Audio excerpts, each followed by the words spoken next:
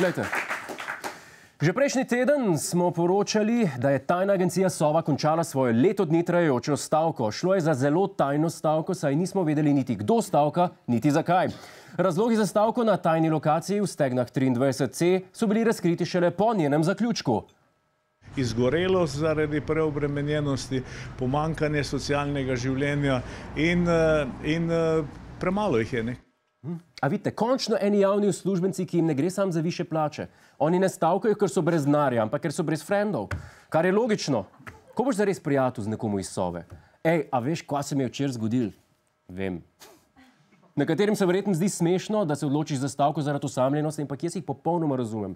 Ti ljudje cele dneve preživijo v betonski stavbi sredi industrijske cone Stegne. Ja, normalno, da so osamljeni. In kako to vem? Ker mi našo oddajo delamo v sosednji stavbi.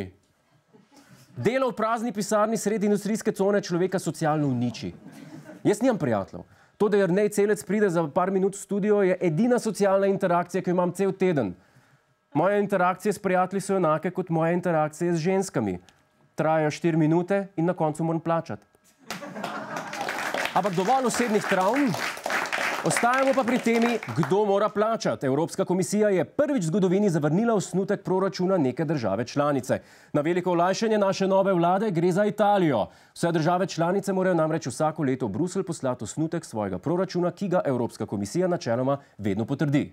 Mislim, mi smo jim letos poslali kar lanskega, pa so nas sam spomnili, dajte vsaj datum popraviti, please. In kakšen je moral biti italijanski proračun, da so ga zavrnili?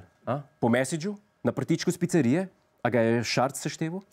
Kakršenkoli že, verjetno ni slabši od ocen vrednosti delnic NLB-ja, ki se po prvih informacijah gibljajo krepko pod knjigovodsko vrednostjo, kar je po mnenju države idealen trenutek za prodajo. Medtem pa medijske hiše tekmujejo, kdo lahko posname več različnih kadrov na Trgu Republike. Trenutno vodi Planet TV z 1, 2, 3, 4, 5, 6 in pa moj najljubši. To lahko pomeni, da se giblje cena okoli idealne knjigovodske cene delnice. To se pa zgodi, ko že 2 let poročaš o isti stvari in se nič novega ne dogaja.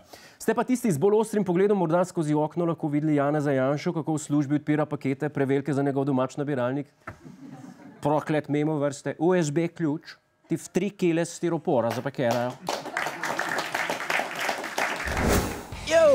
To je naš YouTube kanal. Klikni na ta gumb in se naroči, da boš na tekočem. Polajkaj nas tudi na Facebooku in na Twitterju. Pa po pameti!